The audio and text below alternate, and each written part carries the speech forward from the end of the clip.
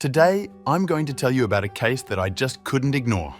Again, I have to warn you, if horrific and unfair stories cause you to have a strong reaction, it's best not to watch this video. For those who are left, I'm happy to welcome you to my channel, where we occasionally explore real-life crimes and strange phenomena. If you're interested, subscribe and let's dive into today's story.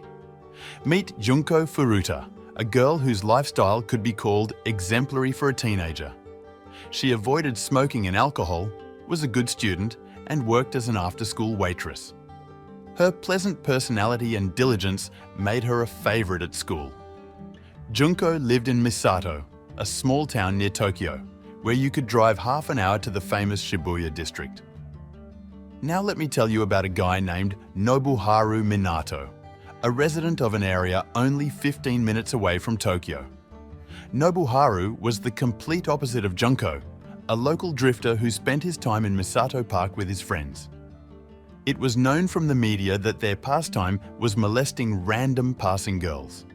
Hiroshi Miyano, Furuta's classmate, was in love with her, but realized he didn't stand a chance. She ignored his advances and was clearly unimpressed when she learned of Miyano's alleged ties to the Yakuza. It may have even frightened her. On November 25, 1988, Nobuharu happened to see her in a park and decided with his friends to get back at her for ignoring Miyano's attentions.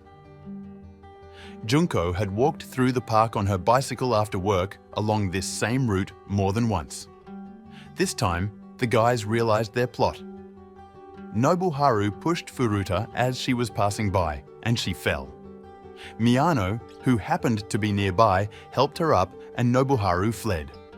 Miyano offered to take her home, but ended up taking her to an abandoned warehouse where he threatened to kill her and her family and raped Furuta. They then returned to the park, where the girl ran into Nobuharu again. There she was told that they knew where she lived, because in Japan, students' addresses are written in school diaries. The threats forced her to follow the guys to Nobuharu's house, where she was gang-raped the first night.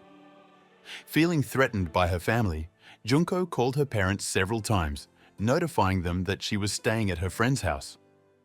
Minato's parents didn't suspect anything at first, as their son convinced them that Furuta was his girlfriend.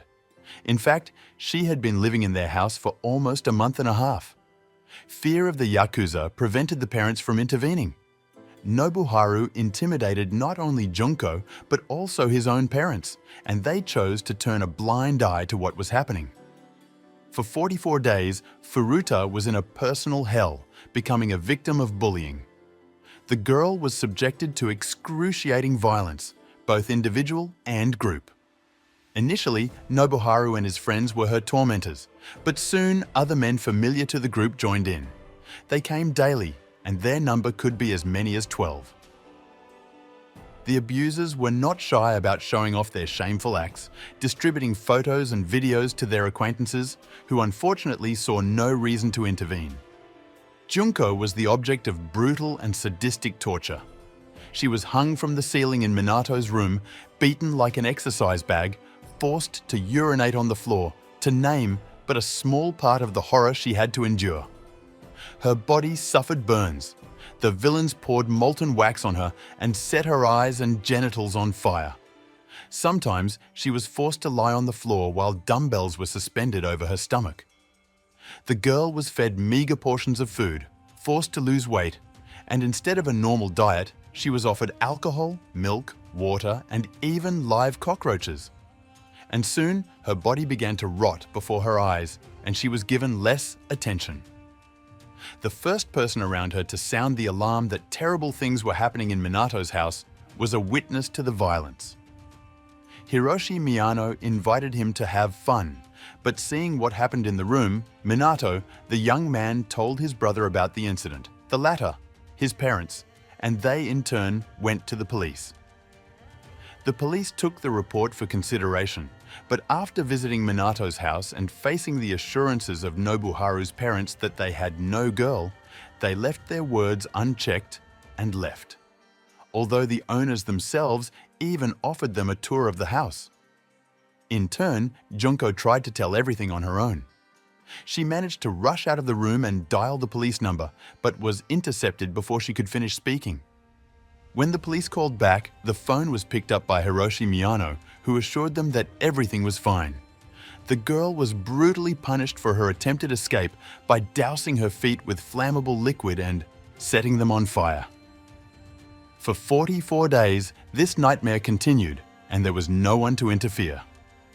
The Minato family was terrified of the mythical Yakuza, and Junko's parents had already filed a report on her disappearance, though the police action was far from successful. The young perpetrators' lost interest in her as an object of sexual abuse did not stop their atrocities. Throughout Furuta's imprisonment, they gang-raped her several times, coercing her with dire threats.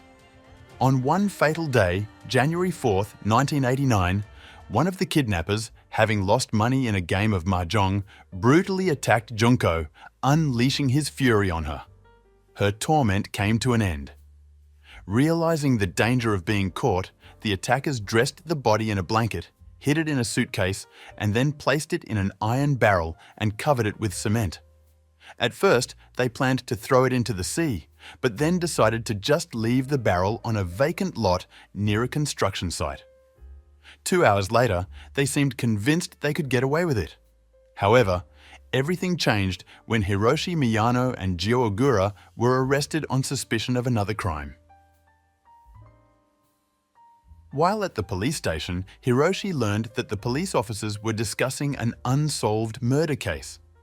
Believing that the investigators were close to solving the crime against Junko Furuta, although they were not, he decided to confess, unintentionally exposing himself and his accomplices. Miyano stated that he was willing to tell everything and point out the location of the body. Thus, he gave himself and his accomplices away on his own. Had it not been for this accident, Furuta might have remained on the missing persons list, and her mangled corpse in a heavy concrete barrel would never have been discovered. At that time in Japan, the age of majority was 20 years old. Since the perpetrators were under 18, they were tried as juveniles. For this reason, their sentences were perceived by the public as too lenient, ranging from 4 to 17 years. It is believed that this leniency was due to the influence of the Yakuza. The court ordered the family of Nobuharu Minato, in whose house the atrocities took place, to pay $425,000 in compensation. In order to raise the necessary amount, the Minato family had to sell the house. However, the proceeds did not reach Junko's family. The parents gave everything they managed to get from the sale of the house to their son's friends after their release from prison, probably influenced by the threat of Yakuza connections. As for the parents of the other criminals, the most shocking thing is that not all of them pleaded guilty. The mother of Hiroshi Miyano, who was still incarcerated at the time, was convinced that Junko Furuta was responsible for her son's misfortune, and even tried to desecrate the girl's grave. After his release, Hiroshi, who changed his name to Yakayama, continued his relationship with the Yakuza and took up kickboxing.